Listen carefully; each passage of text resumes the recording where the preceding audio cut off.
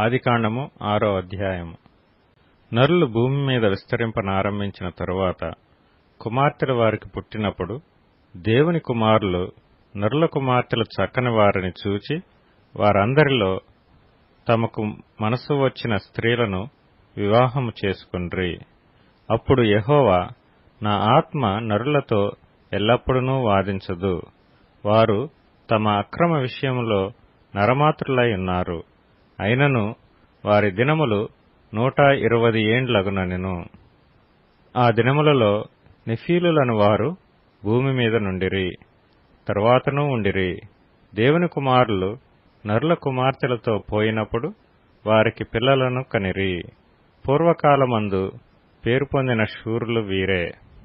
నరుల చెడుతనము భూమి మీద గొప్పదనియు వారి హృదయం యొక్క తలంపులలోని ఊహ అంతయు ఎల్లప్పుడూ కేవలము చెడ్డదనియు యెహోవా చూచి తాను భూమి మీద నరులను చేసినందుకు యెహోవా సంతాపము నుండి తన హృదయములో నొచ్చుకొనెను. అప్పుడు యెహోవా, నేను సృజించిన నరులను, నరులతో కూడా జంతువులను, పురుగులను, ఆకాశ పక్ష్యాదులను భూమి మీద నుండకుండా తుడిచివేయదును.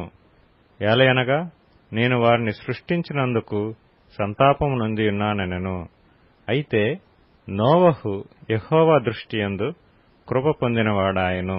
నోవహు వంశావళి ఇదే. నోవహు నీతిపరుడును తన తరములో నిందారహితుడనై యుండెను.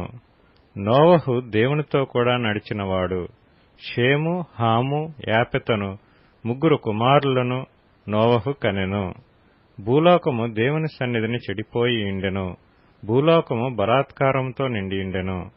దేవుడు భూలోకమును చూచినప్పుడు అది చెడిపోయి యుండెను. భూమి మీద సమస్త శరీరులు తమ మార్గమును చెరిపివేసుకొని యుండిరి. దేవుడు నోవహుతో, సమస్త శరీరుల మూలముగా భూమి బలాత్కారంతో నిండియున్నది గనుక నా సన్నిధిని వారి అంతము వచ్చియున్నది.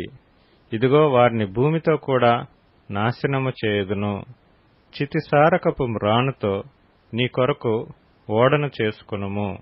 అరలు పెట్టి ఆ ఓడను చేసి లోపటను వెలుపటను దానికి కీలు పూయవలెను.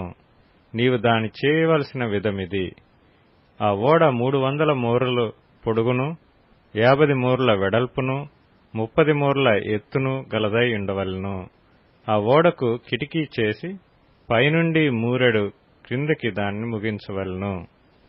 ఓడ తలుపు దాని ప్రక్కన ఉంచవలెను. క్రింది అంతస్తు, 2వ అంతస్తు, 3వ అంతస్తు గలదిగా దాని చేయవలెను. ఇదిగో నేనే జీవవాయువు గల సమస్త శరీరులను ఆకాశము క్రింద నుండకుండా నాశనము చేయుటకు భూమి మీదికి జల ప్రవాహము రప్పించుచున్నాను. లోకమందున్న సమస్తమును చనిపోవును. అయితే నీతో నా నిబంధన స్థిరపరచుదును. నీవును నీతో కూడా నీ కుమారులను, నీ భార్యయు, నీ కోడండ్రును ఆ ఓడలో ప్రవేశింపవలెను. మరియు నీతో కూడా వాటిని బ్రతికించి ఉంచుకొనుటకు సమస్త జీవులలో, అనగా సమస్త శరీరుల యొక్క ప్రతి జాతిలోనివి 2 చొప్పున నీవు ఓడలోనికి తేవలెను. వాటిలో మగదియు ఆడుదియు నుండవలెను. నీవు వాటిని బ్రతికించి ఉంచుకొనుటకై వాటి వాటి జాతుల ప్రకారము పక్షులలోను, వాటి వాటి జాతుల ప్రకారము జంతువులలోను, వాటి వాటి జాతుల ప్రకారము నేలను ప్రాకు వాటన్నిటిలోనూ ప్రతి జాతిలో 2 చొప్పున నీ యొద్దకు అవి వచ్చును.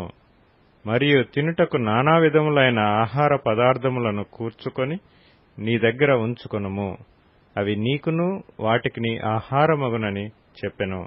నోవహు అట్లు చేసెను. దేవుడు అతనికి ఆజ్ఞాపించిన ప్రకారం యావత్తు చేసెను.